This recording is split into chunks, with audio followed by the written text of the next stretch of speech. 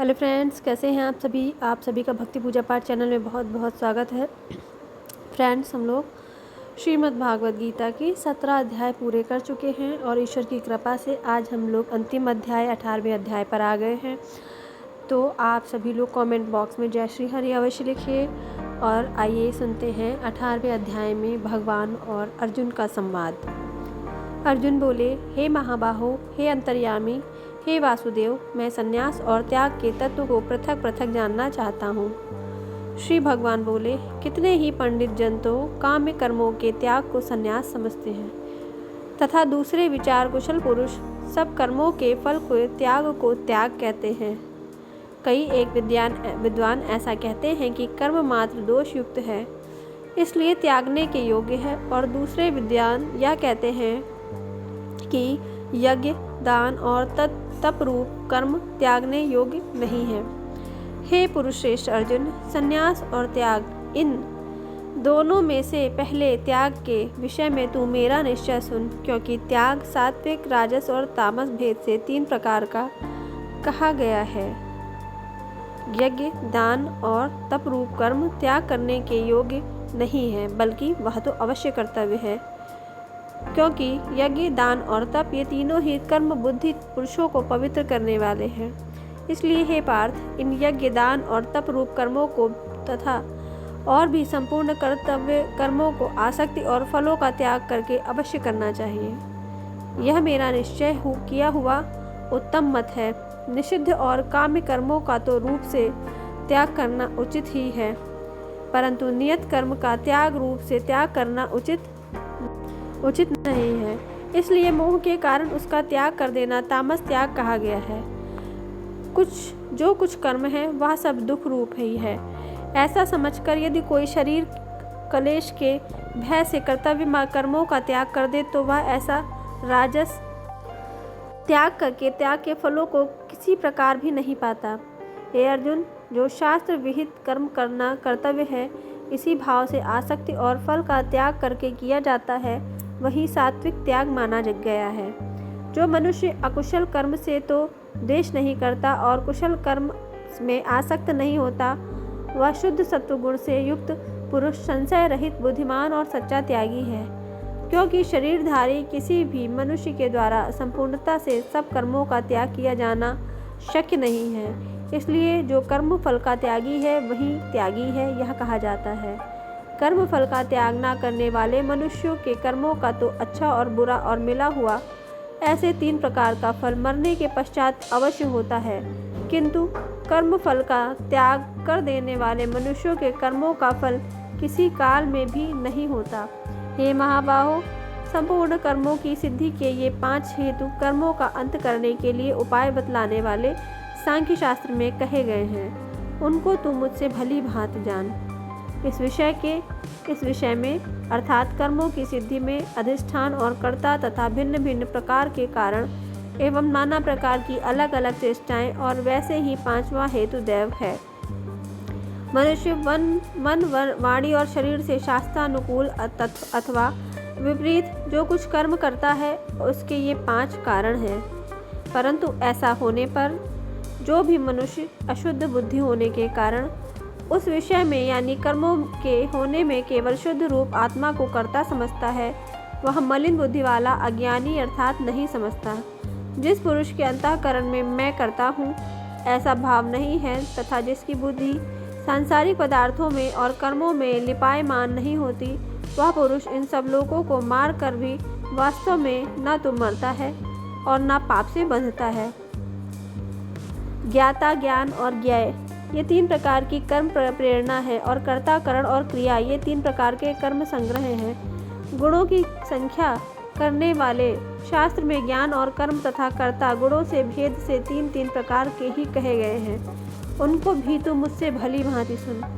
जिस ज्ञान से पृथक पृथक सब भूतों में एक अविनाशी परमात्मा भाव को विभाग रहित संभाव से स्थित देखता है, उस ज्ञान को तू सात्विक जान। किंतु जो ज्ञान अर्थात जिस ज्ञान के द्वारा मनुष्य संपूर्ण भूतों में भिन्न भिन्न प्रकार के नाना भावों को अलग अलग जानता है, उस ज्ञान को तू राजस जान। परंतु जो ज्ञान एक कार्य रूप शरीर में ही संपूर्ण के सशक्त सदृश आसक्त है तथा जो बिना युक्ति वाला तत्व के अर्थ से रहित तथा तुच्छ है वह तामस कहा गया है। जो कर्म शास्त्र विधि से नियत किया हुआ और कर्तापन के अभिमान से रहित हो तथा फल न चाहने वाले पुरुषों द्वारा बिना राग देश के किया गया हो वह सात्विक कहा जाता है। परंतु जो कर्म बहुत परिश्रम से युक्त होता है तथा भोगों को चाहने वाले पुरुष द्वारा या अहंकार युक्त पुरुष द्वारा किया जाता है वह कर्म राजस कहा गया है। जो कर्म परिणाम हानि हिंसा और सामर्थ्य को न विचार कर केवल अज्ञान से आरंभ किया जाता है वह तामस कहा जाता है। जो कर्ता संग रहित अहंकार के वचन न बोलने वाला धैर्य और उत्साह से युक्त तथा कार्य के सिद्ध होने और न होने में हर्ष शोकादि विकारों से रहित है वह सात्विक कहा जाता है। जो कर्ता आसक्ति से युक्त कर्मों के फल को चाहने वाला और लोभी है तथा दूसरों को कष्ट देने के स्वभाव वाला अशुद्धचारी और हर्ष शोक से लिप्त है वह राजस कहा गया है। जो कर्ता अयुक्त शिक्षा से रहित घमंडी धूर्त और दूसरों का जीविका का नाश करने वाला तथा शोक करने वाला आलसी और दीर्घसूत्री है वह तामस कहा गया है। हे धनंजय, अब तू बुद्धि का और धृति का भी गुणों के अनुसार 3 प्रकार का भेद मेरे द्वारा संपूर्णता से विभाग पूर्वक कहा जाने वाला सुन। हे पार्थ, जो बुद्धि प्रवृत्ति मार्ग और निवृत्ति मार्ग को, कर्तव्य को, अकर्तव्य को, भय और अभय को तथा बंधन और मोक्ष को यथार्थ जानती है वह बुद्धि सात्विकी है। हे पार्थ, मनुष्य जिस बुद्धि के द्वारा धर्म और अधर्म को तथा कर्तव्य और अकर्तव्य को भी यथार्थ नहीं जानता वह बुद्धि राजसी है। हे अर्जुन, जो तमोगुण से घिरी हुई बुद्धि अधर्म को भी यह धर्म है ऐसा मान लेती है तथा इसी प्रकार अन्य संपूर्ण पदार्थों को भी विपरीत मान लेती है वह बुद्धि तामसी है। हे पार्थ, जिस अव्याभिचारिणी धारण शक्ति से मनुष्य ध्यान योग के द्वारा मन प्राण और इंद्रियों की क्रियाओं को धारण करता है वह धृति सात्विकी है। परंतु हे प्रथापुत्र अर्जुन, फल की इच्छा वाला मनुष्य जिस धारण शक्ति के द्वारा अत्यंत आसक्ति से धर्म अर्थ और कामों को धारण करता है वह धारणा शक्ति राजसी है।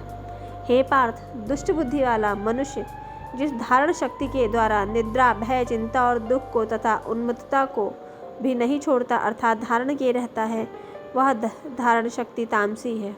हे भरत श्रेष्ठ, अब 3 प्रकार के सुखों को भी तू मुझसे सुन। जिस सुख में साधक मनुष्य भजन ध्यान और सेवादि के अभ्यास से रमण करता है और जिससे दुखों को अंत को प्राप्त हो जाता है, जो ऐसा सुख है वह आरंभ काल में यद्यपि विष के तुल्य प्रतीत होता है परंतु परिणाम में अमृत के तुल्य है। इसलिए ऐसा परमात्मिक विषयक बुद्धि के प्रसाद से उत्पन्न होने वाला सुख सात्विक कहा गया है। जो सुख विषय और इंद्रियों के संयोग से होता है वह पहले भोग काल में अमृत के तुल्य प्रतीत होने पर भी परिणाम के विष के तुल्य है, इसलिए वह सुख राजस कहा गया है। जो सुख भोग काल में तथा परिणाम में भी आत्मा को मोहित करने वाला है वह निद्रा आलस्य और प्रमाद से उत्पन्न सुख तामस कहा गया है।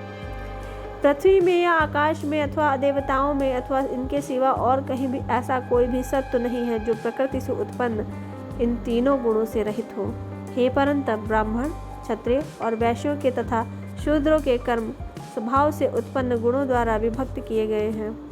अंतःकरण का निग्रह करना, इंद्रियों का दमन करना, धर्म पालन के लिए कष्ट सहना, बाहर भीतर से शुद्ध रहना, दूसरों के अपराधों को क्षमा करना, मन इंद्रिय और शरीर को सरल रखना, वेद शास्त्र ईश्वर और परलोक आदि में श्रद्धा रखना, वेद शास्त्रों का अध्ययन अध्यापन करना और परमात्मा के तत्व का अनुभव करना, ये सब के सब ही ब्राह्मण के स्वाभाविक कर्म हैं। शूरवीरता, तेज, धैर्य, चतुरता और युद्ध में न भागना, दान देना और स्वामी भाव, ये सबके सभी क्षत्रिय के स्वाभाविक कर्म हैं।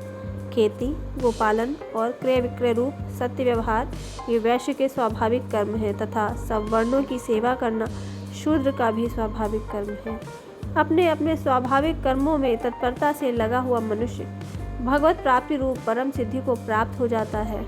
अपने स्वाभाविक कर्म में लगा हुआ मनुष्य जिस प्रकार से कर्म करके परम सिद्धि को प्राप्त होता है उस विधि को तू सुन। जिस परमेश्वर से संपूर्ण प्राणियों की उत्पत्ति हुई और जिससे यह समस्त जगत व्याप्त है, उस परमेश्वर की अपने स्वाभाविक कर्मों द्वारा पूजा करके मनुष्य परम सिद्धि को प्राप्त हो जाता है। अच्छी प्रकार आचरण किए हुए दूसरे के धर्म से गुण रहित भी अपना धर्म श्रेष्ठ है, क्योंकि स्वभाव से नियत किए हुए स्वधर्म रूप कर्म को करता हुआ मनुष्य पाप को नहीं प्राप्त होता। अतः हे कुंती पुत्र, दोष युक्त होने पर भी सहज कर्मों को नहीं त्यागना चाहिए, क्योंकि धुएं से अग्नि की भांति सभी कर्म किसी न किसी दोष से युक्त हैं।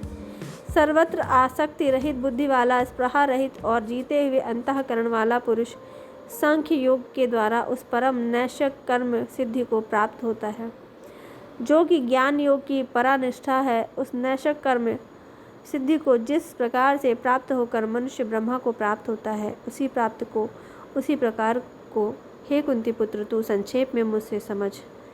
विशुद्ध बुद्धि से युक्त तथा हल्का, सात्विक और नियमित भोजन करने वाला, शब्दादि विषयों का त्याग करने, एकांत और शुद्ध देश का सेवन करने वाला, सात्विक धारण शक्ति के द्वारा अंतःकरण और इंद्रियों का संयम करके मन, वाणी और शरीर को वश में कर लेने वाला, राग देश को सर्वथा नष्ट करके भली भांति दृढ़ वैराग्य का आश्रय लेने वाला तथा अहंकार, बल, घमंड, काम, क्रोध और परिग्रह का त्याग करके निरंतर ध्यान योग के पारायण रहने वाला, ममता रहित और शांति युक्त पुरुष सच्चिदानंद घन ब्रह्मा में अभिन्न भाव से स्थित होने का पात्र है।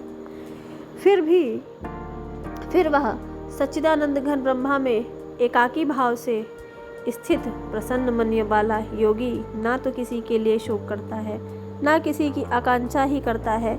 ऐसा समस्त प्राणियों में संभाव वाला योगी मेरी पराभक्ति को प्राप्त हो जाता है। उस पराभक्ति के द्वारा वह मुझ परमात्मा को मैं जो हूँ और जितना हूँ ठीक वैसा ही का वैसा तत्व से जान लेता है, तथा उस भक्ति से मुझको तत्व से जानकर तत्काल ही मुझ में प्रविष्ट हो जाता है। मेरे परायण हुआ कर्मयोगी तो संपूर्ण कर्मों को सदा करता हुआ भी मेरी कृपा से सनातन अविनाशी परम पद को प्राप्त होता है। सब कर्मों को मन से मुझ में अर्पण करके तथा समबुद्धि योग को अवलंबन करके मेरे परायण और निरंतर मुझ में चित्त वाला हो।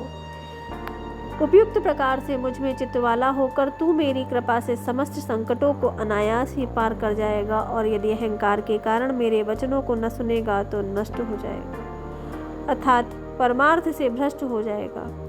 जो तू अहंकार का आश्रय लेकर यह मान रहा है कि मैं युद्ध नहीं करूँगा, तो तेरा यह निश्चय मिथ्या है, क्योंकि तेरा स्वभाव तुझे जबरदस्ती युद्ध में लगा देगा। हे कुंती पुत्र, जिस कर्म को तू मोह के कारण करना नहीं चाहता, उसको भी अपने पूर्वकृत स्वाभाविक कर्म से बंधा हुआ परवश होकर करेगा। हे अर्जुन, शरीर रूप यंत्र में आरूढ़ हुए संपूर्ण प्राणियों को अंतर्यामी परमेश्वर अपनी माया से उनके कर्मों के अनुसार भ्रमण कराता हुआ सब प्राणियों के हृदय में स्थित है। हे भारत, तू सब प्रकार से उस परमेश्वर की ही शरण में जा। उस परमात्मा की कृपा से ही तू परम शांति तथा सनातन परमाधर्म को धाम को प्राप्त होगा। इस प्रकार यह गोपनीय से भी अति गोपनीय ज्ञान मैंने तुमसे कह दिया। अब तो इस रहस्ययुक्त ज्ञान को पूर्णतया भली भांति विचार कर जैसा चाहता है वैसा कर। संपूर्ण गोपनीयों से अति गोपनीय मेरे परम रहस्ययुक्त वचन को तू फिर भी सुन। तू मेरा अतिशय प्रिय है, इससे यह परम हितकारक वचन मैं तुझसे कहूँगा। हे अर्जुन, तू मुझ में मन वाला हो, मेरा भक्त बन, मेरा पूजन करने वाला हो और मुझको प्रणाम कर। ऐसा करने से तू मुझे ही प्राप्त होगा। यह मैं तुझसे सत्य प्रतिज्ञा करता हूँ, क्योंकि तू मेरा अत्यंत प्रिय है। संपूर्ण धर्मों को अर्थात संपूर्ण कर्तव्य कर्मों को मुझ में त्याग कर तू केवल एक मुझ सर्वशक्तिमान सर्वाधार परमेश्वर की ही शरण में आ जा। मैं तुझे संपूर्ण पापों से मुक्त कर दूंगा। तू शोक मत कर। तुझे यह गीता रूप रहस्यमय उपदेश किसी भी काल में ना तो तप रहित मनुष्य से कहना चाहिए, ना भक्ति रहित से, और ना बिना सुनने की इच्छा वाले से ही कहना चाहिए, तथा जो मुझ में दृष्टि दोष रखता है उससे तो कभी भी नहीं कहना चाहिए। जो पुरुष मुझ में परम प्रेम करके इस परम रहस्य युक्त गीता शास्त्र को मेरे भक्तों में कहेगा, वह मुझको ही प्राप्त होगा, कोई संदेह इसमें है नहीं। उससे बढ़कर मेरा प्रिय कार्य करने वाला मनुष्यों में कोई भी नहीं है, तथा पृथ्वी भर में उससे बढ़कर मेरा प्रिय दूसरा कोई भविष्य में होगा भी नहीं। जो पुरुष इस धर्म में हम दोनों के संवाद रूप गीता शास्त्र को पढ़ेगा, उसके द्वारा भी मैं ज्ञान यज्ञ से पूजित होऊंगा, ऐसा मेरा मत है। जो मनुष्य श्रद्धायुक्त और दृष्टि दोष से रहित होकर इस गीता शास्त्र का श्रवण भी करेगा, वह भी पापों से मुक्त होकर उत्तम कर्म करने वालों के श्रेष्ठ लोकों को प्राप्त होगा। हे पार्थ, क्या इस गीता शास्त्र को तूने एकाग्रचित्त से श्रवण किया? और हे धनंजय, क्या तेरा अज्ञान जनित मोह नष्ट हो गया? अर्जुन ने बोला, हे अच्युत, आपकी कृपा से मेरा मोह नष्ट हो गया और मैंने स्मृति प्राप्त कर ली है। अब मैं संशय रहित होकर स्थित हूँ, अतः आपकी आज्ञा का पालन करूँगा। संजय बोले, इस प्रकार मैंने श्री वासुदेव के और महात्मा अर्जुन के इस अद्भुत रहस्ययुक्त रोमांचक कारक संवाद को सुना। श्री व्यास जी की कृपा से दिव्य दृष्टि पाकर मैंने इस परम गोपनीय योग को अर्जुन के प्रति कहते हुए स्वयं योगेश्वर भगवान श्री कृष्ण से प्रत्यक्ष सुना। हे राजन, श्री भगवान श्री कृष्ण और अर्जुन के इस रहस्ययुक्त कल्याणकारक और अद्भुत संवाद को पुनः पुनः स्मरण करके मैं बार बार हर्षित हो रहा हूँ। हे राजन, श्री हरि के उस अत्यंत विलक्षण रूप को भी पुनः पुनः स्मरण करके मेरे चित्त में महान आश्चर्य होता है और मैं बार बार हर्षित हो रहा हूँ। हे राजन, जहाँ योगेश्वर भगवान श्री कृष्ण है और जहाँ गांडीवधारी धनुषधारी अर्जुन है, वहीं पर श्री विजय, विभूति और अचल नीति है, ऐसा मेरा मत है। ओम तत्सदित। श्रीमद्भागवत गीता सूपनिषत्सु ब्रह्म विद्यायां योगशास्त्रे श्री कृष्णार्जुन संवादे मोक्ष संन्यासो योगो नामाष्टादशो अध्यायः। इसी के साथ में हमारा अष्टम अध्याय समाप्त होता है। आप सभी को मैंने अष्टम अध्याय, माफ करें 18वां अध्याय सुना है। ईश्वर की कृपा से ये अध्याय हमारा यहीं पर संपूर्ण विराम लेता है। आप सभी लोग आगे की